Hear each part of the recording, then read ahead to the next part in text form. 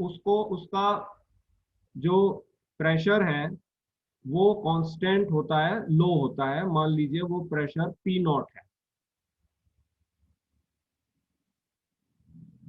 इस अवस्था में पिस्टन टॉप डेड सेंटर से बॉटम डेड सेंटर तक जाकर वॉल्यूम को इंक्रीज करता है सिस्टम की, from V naught to V one.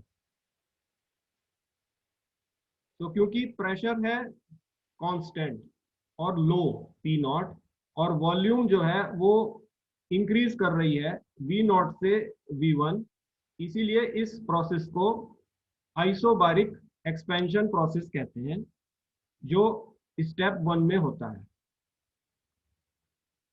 जब सिस्टम सर क्या? जब सर क्या? सिस्टम आइसोबारिक एक्सपेंशन प्रोसेस कहते हैं। आइसो क्योंकि प्रेशर है कांस्टेंट और वॉल्यूम जो है जी। वॉल्यूम इंक्रीज कर रही है वी नॉट से वी वन, जो कि एक्सपेंशन को दर्शा रही है। तो क्या इसीलिए इस प्रोसेस को आइसोबारिक एक्सपेंशन एक्सपेंशन प्रोसेस करें? कहते हैं। ठीक है। ठीक है। जब ठीक है। सिस्टम स्टेट वन में होता है तो लो प्रेशर पी नॉट के कारण फ्यूल एयर का जो मिक्सचर है उसे सिलेंडर में सक कर लिया जाता है। क्योंकि ठीक दाब है। बन जाता है, बाहर दाब ज्यादा है अंदर दाब कम है, तो इसलिए फ्यूल एयर का मिक्सचर जो है वो सक कर लिया जाता है सिलेंडर के अंदर। जब सिस्टम स्टेट वन से स्टेट टू में ट्रांसफर करता है तो एक बार फिर से पिस्टन बॉटम डेड सेंटर से टॉप डेड सेंटर तक जाता है, जिसके कारण वॉल्यूम एक बार फिर से V1 से V नॉट घट जाती है और प्रेशर जो है P नॉट से P2 इंक्रीज कर जाता है। ये प्रोसेस क्योंकि बहुत फास्ट होता है, इसीलिए सिस्टम ना तो कोई हीट लॉस कर पाता है सराउंडिंग को, और ना ही सराउंडिंग से कोई हीट गेन कर पाता है। तो क्योंकि वॉल्यूम जो है वो डिक्रीज हो रही है V1 से V नॉट, और सिस्टम का सराउंडिंग से किसी भी प्रकार का हीट एक्सचेंज नहीं हो रहा है, इसीलिए इस प्रोसेस को एडियाबैटिक कंप्रेशन प्रोसेस कहते हैं। तो इस एडियाबैटिक कंप्रेशन प्रोसेस में हमारा जो डेल्टा क्यू है वो 0 होगा। जब सिस्टम स्टेट 2 से स्टेट 3 में जाता है तो उसका इस स्टेज में वॉल्यूम जो है वो कांस्टेंट रहता है वी नॉट, और वो स्पार्क प्लग के कांटेक्ट में आ जाता है, जिससे कि फ्यूल एयर का मिक्सचर जो है वो इग्नाइट हो जाता है। फ्यूल एयर के मिक्सचर के इग्निशन के कारण QH हीट जो है वो फ्यूल एयर मिक्सचर में ऐड होती है, जिससे प्रेशर जो है वो P2 से बढ़कर P3 हो जाता है। तो इस स्टेज 3 में हमारा इग्निशन प्रोसेस होता है। जब सिस्टम स्टेट 3 से स्टेट 4 में जाता है तो एक बार फिर से पिस्टन टॉप डेड सेंटर से बॉटम डेड सेंटर तक मूव करता है, जिससे कि सिस्टम की वॉल्यूम एक बार फिर से V नॉट से बढ़कर V1 हो जाती है और प्रेशर जो है वो घट जाता है P3 से P4, क्योंकि वॉल्यूम जो है वो इंक्रीज कर रही है। अगेन ये प्रोसेस बहुत फास्ट होता है, जिससे सिस्टम ना तो कोई हीट सराउंडिंग को दे पाता है और ना ही कोई हीट सराउंडिंग से ले पाता है। तो इसीलिए इस प्रोसेस में भी जो डेल्टा क्यू होता है वो 0 होता है, क्योंकि हमारी वॉल्यूम जो है वो घट रही है V नॉट से V1, जो कि एक एक्सपेंशन प्रोसेस को दिखा रहा है, और हीट एनर्जी सिस्टम सराउंडिंग से एक्सचेंज नहीं कर रहा है, इसीलिए इस प्रोसेस को एडियाबैटिक एक्सपेंशन प्रोसेस कहते हैं। जब हमारा सिस्टम स्टेट 4 से एक बार फिर स्टेट 1 में जाता है तो इस अवस्था में सिस्टम की वॉल्यूम कांस्टेंट रहती है एज इट इज V1, और प्रेशर जो है वो हमारा डिक्रीज करता है from P4 to P0। Pressure decrease होने का कारण ये है कि इस स्थिति में जो सिस्टम है वो QC हीट को रिजेक्ट करता है। तो QC हीट के रिजेक्ट करने से टेम्परेचर फॉल करता है, जिससे प्रेशर भी फॉल करता है, P4 से P0 हो जाता है। इसके बाद फाइनल स्थिति में जो स्टेज 6 है, एक बार फिर से जब हमारा सिस्टम स्टेट 1 से स्टेट 0 में जाता है तो पिस्टन बॉटम डेड सेंटर से टॉप डेड सेंटर तक फिर हमारा कंप्रेस करता है, जिससे कि वॉल्यूम एक बार फिर से V1 से घटकर V0 हो जाती है, और प्रेशर जो है इस स्थिति में कांस्टेंट रहता है। तो इस अवस्था में जो भी गैस प्रोड्यूस हुई है उसको सिलेंडर एग्जॉस्ट कर देता है, सराउंडिंग्स को बाहर निकाल देता है। तो क्योंकि अगेन प्रेशर इस अवस्था में कांस्टेंट है और वॉल्यूम जो है वो घट रही है V1 से V0, जो कि एक कंप्रेशन प्रोसेस को दर्शा रहा है, तो इसीलिए इस प्रोसेस को आइसोबारिक कंप्रेशन प्रोसेस कहते हैं। जहां तक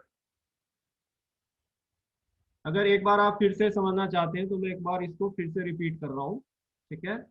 ऑटो साइकिल में हमारी 6 स्टेट्स होती हैं, 6 थर्मोडायनेमिक स्टेट्स होती हैं, राइट। तो जब हमारा सिस्टम 0 स्टेट में होता है तो वो लो कांस्टेंट प्रेशर P0 पर मेंटेन्ड होता है। इस अवस्था में जब पिस्टन टॉप डेड सेंटर से बॉटम डेड सेंटर तक जाकर एक्सपैंड करता है तो वॉल्यूम इंक्रीज हो जाती है फ्रॉम V0 टू V1। क्योंकि वॉल्यूम इंक्रीज कर रही है V0 से V1 और प्रेशर कांस्टेंट है, इसीलिए इस प्रोसेस को जो फर्स्ट स्टेप में हो रहा है इसको आइसोबारिक एक्सपेंशन प्रोसेस कहते हैं। जब सिस्टम स्टेट 1 में होता है तो लो प्रेशर के कारण वो फ्यूल एयर के मिक्सचर को सक कर लेता है सिलेंडर में, क्योंकि बाहर दाब जो है वो ज्यादा है और अंदर दाब जो है वो कम है, तो इसलिए फ्यूल एयर का जो मिक्सचर है वो सिलेंडर के अंदर सक हो जाता है। तो यहाँ पे फ्यूल एयर का मिक्सचर जो है स्टेट 1 में सकिंग होती है, सक होता है। जब सिस्टम स्टेट 1 से स्टेट 2 में जाता है तो एक बार फिर से पिस्टन बॉटम डेड सेंटर से टॉप डेड सेंटर तक जाकर वॉल्यूम को डिक्रीज करता है, एक बार फिर से वॉल्यूम V1 से वॉल्यूम V0, यानी कि कंप्रेशन प्रोसेस होता है। और कंप्रेशन प्रोसेस के कारण जो प्रेशर है वो हमारा P0 से बढ़कर P2 हो जाता है। तो ये जो प्रोसेस है ये बहुत फास्ट होता है, तो इसीलिए सिस्टम ना तो कोई हीट सराउंडिंग को दे पाता है और ना ही कोई हीट सराउंडिंग से ले पाता है। तो इसीलिए इस प्रोसेस में जो डेल्टा Q है हमारा वो 0 रहता है।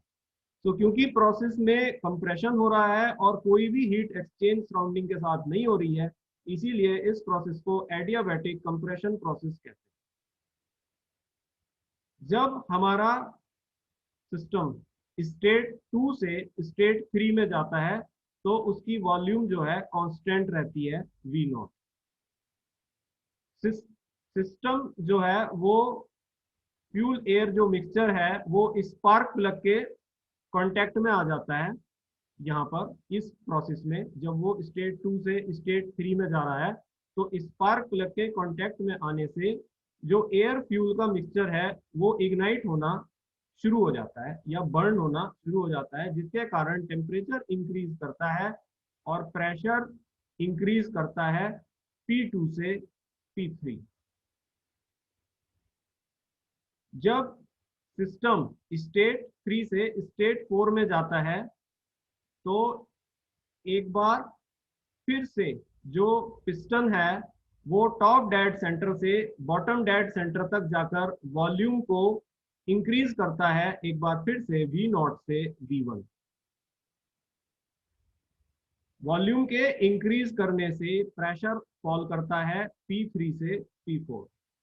क्योंकि ये प्रोसेस अगेन बहुत फास्ट होता है, इसलिए सिस्टम ना तो कोई हीट एनर्जी सराउंडिंग को दे पाता है और ना ही कोई हीट एनर्जी सराउंडिंग से गेन करता है, क्योंकि इस प्रोसेस में वॉल्यूम इंक्रीज कर रही है और हीट एनर्जी का कोई भी एक्सचेंज सराउंडिंग के साथ नहीं हो रहा है। इसीलिए इस प्रोसेस को एडियाबैटिक एक्सपेंशन प्रोसेस कहते हैं, जिसमें हमारा टेम्परेचर फॉल करेगा। जब हमारा सिस्टम स्टेट 4 से स्टेट 1 में जाता है, ये स्टेप 5 है, तो एक बार इस अवस्था में फिर से वॉल्यूम कांस्टेंट रहती है V1 और इस अवस्था में जो हमारा सिस्टम, जो हमारा गैस फ्यूल का मिक्सचर है वो QC हीट को रिजेक्ट करता है, जिससे कि टेम्परेचर फॉल होता है और प्रेशर भी उसी के कारण फॉल होता है और P4 से एक बार फिर से लो प्रेशर P0 पर आ जाता है।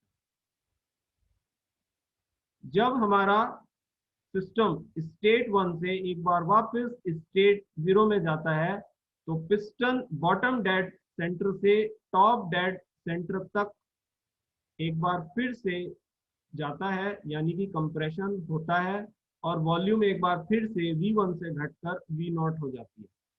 तो प्रेशर हमारा कांस्टेंट रहता है और वॉल्यूम क्योंकि हमारी घट रही है, कंप्रेशन प्रोसेस है, इसीलिए सर प्रोसेस को आइसोबारिक कंप्रेशन प्रोसेस कहते हैं। सर यस, स्टेट 4 से स्टेट 5 वाला बताना एक बार, वो समझ नहीं आ रहा। स्टेट जो स्टेट 4 स्टेट 5 में आया उसको समझाने एक बार। जब सिस्टम स्टेट 4 से स्टेट 5 में जाता है तो इस अवस्था में वॉल्यूम कांस्टेंट रहती है, यानी कि पिस्टन का कोई मूवमेंट नहीं हो रहा, तो वॉल्यूम कांस्टेंट है। V1 है तो V1 ही रहेगी। लेकिन इस अवस्था में जो फ्यूल एयर मिक्सचर है वो QC हीट को रिजेक्ट करता है, तो इसी वजह से जो टेम्परेचर है वो फॉल करता है और उसी वजह से प्रेशर फॉल करता है P4 से P0। राइट, ये टेम्परेचर के घटने से प्रेशर गिर रहा है P4 से P0। नाउ जब स्टेट 1 में एक बार वापस वो स्टेट 0 पे जाता है तो प्रेशर कांस्टेंट रहेगा P0, लेकिन अब पिस्टन मूव करेगा एक बार फिर से बॉटम डेड सेंटर से टॉप डेड सेंटर तक, जिससे कि वॉल्यूम एक बार फिर से हमारी डिक्रीज हो जाएगी V1 से V0, जो कि एक कंप्रेशन को प्रोसेस को शो कर रहा है। तो क्योंकि प्रेशर है कांस्टेंट और वॉल्यूम डिक्रीज कर रही है, इसीलिए इस लास्ट स्टेप प्रोसेस को आइसोबारिक कंप्रेशन प्रोसेस कहते हैं। तो इसमें जो हमारा फर्स्ट स्टेप है वो आइसोबारिक एक्सपेंशन प्रोसेस है। जो हमारा सेकंड स्टेप है वो एडियाबैटिक कंप्रेशन प्रोसेस है। जो हमारा थर्ड स्टेप है वो आइसोकोरिक प्रोसेस है, जिसमें फ्यूल इग्निशन करता है। जो हमारा फोर्थ स्टेप है वो एडियाबैटिक एक्सपेंशन प्रोसेस है। जो हमारा फिफ्थ स्टेप है वो आइसोकोरिक प्रोसेस है, जिसमें हीट रिजेक्ट की जाती है। और जो हमारा सिक्स्थ स्टेप है वो आइसोबारिक कंप्रेशन प्रोसेस है। तो ओवरऑल इसमें आइसोबारिक, एडियाबैटिक और आइसोकोरिक तीनों प्रोसेस लग रहे हैं। आइसोबारिक वो प्रोसेस होता है जिसमें प्रेशर कांस्टेंट रहता है। एडियाबैटिक वो प्रोसेस होता है जिसमें हीट सराउंडिंग से एक्सचेंज नहीं करी जाती है। और आइसोकोरिक वो प्रोसेस होता है जिसमें वॉल्यूम कांस्टेंट होती है। राइट, तो इस तरीके से ये हमारी ऑटो साइकिल जो है वो चलती है। अब बात करते हैं वर्क डन की, क्योंकि ओवरऑल हमें वर्क चाहिए। तो वर्क कहाँ कहाँ हमें मिल रहा है? वर्क जो है, जो ये एडियाबैटिक हमारा कंप्रेशन प्रोसेस हो रहा है फ्रॉम स्टेट 1 से स्टेट 2, इसमें हमें वर्क मिलता है। जो हमारा ये एडियाबेटिक एक्सपेंशन प्रोसेस हो रहा है स्टेट 3 से स्टेट 4, इसमें भी हमें वर्क मिलता है। ठीक है, इस वर्क के साथ साथ हमें आइसोकोरिक प्रोसेस से भी नेटवर्क मिलता है, क्योंकि ये जो स्टेप 3 में आइसोकोरिक प्रोसेस हो रहा है जिसमें फ्यूल इग्निशन हो रहा है, इसमें QH हीट जो है वो ऐड हुई थी, और ये जो फिफ्थ स्टेप है जिसमें आइसोकोरिक प्रोसेस में हीट रिजेक्ट हो रही है, इसमें QC हीट जो है वो रिजेक्ट हुई थी। तो इन दोनों हीट्स का जो डिफरेंस है QH माइनस QC, ये हीट भी वर्क डन में कन्वर्ट होती है। तो इस प्रकार से हमें जो वर्क मिल रहा है वो दोनों एडियाबेटिक प्रोसेसेस में मिल रहा है, कंप्रेशन में भी, एडियाबेटिक कंप्रेशन में भी, और एडियाबेटिक एक्सपेंशन में भी। और हमें नेट वर्क जो है वो आइसोकोरिक प्रोसेस में भी मिल रहा है QH माइनस QC, क्योंकि हमें इसमें overall work external combustion engine के कंपैरिजन में ज्यादा मिल रहा है। यही रीजन है कि ये इंजन जो है ज्यादा एफिशिएंट होता है, right. So this is the auto cycle. अब जो तुम बात कह रहे हो कि सर आज का टॉपिक जो है वो 4 स्ट्रोक इंटरनल कंबस्टन इंजन था, तो मैं उस टॉपिक पे आ रहा हूँ। लेकिन ऑटो साइकिल 4 स्ट्रोक देखो आप यहीं से समझ सकते हो।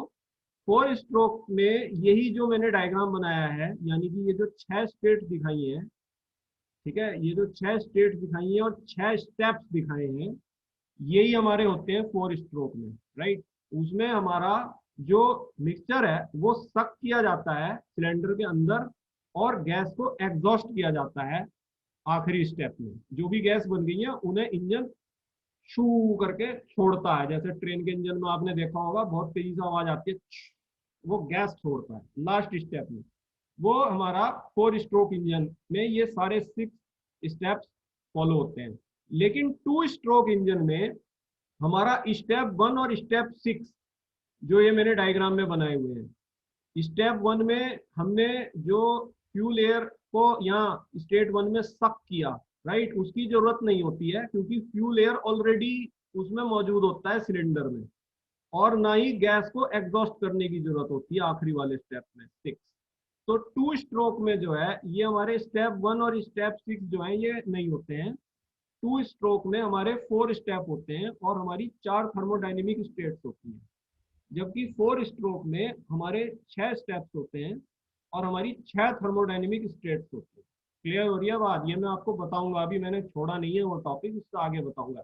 ये उसका बेस है। पहले आपको ऑटो साइकिल क्लियर होनी चाहिए, ऑटो साइकिल क्या होती है, क्योंकि ये दोनों ही हमारी 4 स्ट्रोक और 2 स्ट्रोक में लग रही है। तो 4 स्ट्रोक में ये 6 स्टेप्स होंगे जो बनाया है डायग्राम आपके सामने, और 2 स्ट्रोक में 4 स्टेप होते हैं। स्टेप 1 और स्टेप 6 नहीं होते हैं। ना तो सक करने की जरूरत होती है फ्यूल को, और ना ही गैस को छोड़ने की जरूरत होती है। फ्यूल अपने आप होता है और गैस उसमें इतनी नहीं होती कि आपको छोड़ने की आवश्यकता पड़े।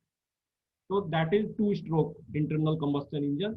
ठीक है, जो मैं आपको आगे बताऊंगा, यही इन दोनों में फर्क है 4 स्ट्रोक और 2 स्ट्रोक में, राइट। तो इसमें अगर ऑटो साइकिल क्लियर हो गई है, ठीक है, बात अब थोड़ी सी करते हैं, वर्क डन की कर ली, थोड़ी सी बात एंट्रोपी की भी करते हैं। एंट्रोपी पे क्या होता है बेटा? एंट्रोपी जो है वो जो हमारे एडियाबेटिक प्रोसेस है, ठीक है, उसमें जो है वो चेंज नहीं होने की। यहाँ हमारे 2 एडियाबेटिक प्रोसेस हैं। एक तो ये स्टेप 2, ये हमारा एडियाबेटिक कंप्रेशन है, और ये स्टेप 4, ये हमारा एडियाबेटिक एक्सपेंशन है। इन दोनों स्टेप्स में एंट्रोपी चेंज नहीं होती है। और ये जो हमारे आइसोकोरिक प्रोसेस है, स्टेप 3 और स्टेप 5, दोनों में वॉल्यूम कांस्टेंट है। तो पहले जिसमें फ्यूल इग्निशन होता है, राइट, उसमें टेम्परेचर के बढ़ने के कारण जो डेल्टा QH ऐड हो रही है, डेल्टा QH इसमें ऐड हो रही है ना, सिस्टम हीट ले रहा है, तो एंट्रोपी बढ़ेगी। और ये जो 5वां स्टेप है जिसमें कि QC हीट रिजेक्ट की है सिस्टम ने, तो क्योंकि QC हीट रिजेक्ट कर रहा है तो एंट्रोपी घटेगी, और ये जितना बढ़ना है उतने से ये घटेगी। कारण तुम समझते हो, डेल्टा एस जो है डेल्टा Q अपॉन टी होता है। तो जो डेल्टा Q और टी का रेशो है, ये मैंने तुम्हें पहले भी बताया था कैनॉट इंजन में भी, वो रेशो चेंज नहीं होने का, क्योंकि इसमें QH है तो नीचे टेम्परेचर TH होगा, इसमें QC है तो नीचे टेम्परेचर TC होगा। तो एंट्रोपी जो चेंज है ओवरऑल दोनों केसेस में वो इक्वल रहेगी। तो मैं पूरी साइकिल में अगर एंट्रोपी चेंज कहूँ तो वो 0 होगी। यानी कि कांस्टेंट रहेगी, एंट्रोपी चेंज पूरी साइकिल में नहीं होगी, राइट। तो दिस इज वेरी इंपॉर्टेंट। ये हमारा वही सेकंड लॉ ऑफ थर्मोडायनेमिक लग रहा है जो ये कहता है कि मैक्सिमम वर्क प्राप्त करने के लिए सिस्टम की जो एंट्रोपी होती है वो कांस्टेंट रहनी चाहिए पूरी साइकिल में। तो वही इसमें हो रहा। क्लियर है बात? अब अगर आपको कोई क्वेश्चन पूछना है तो आप पूछ लो।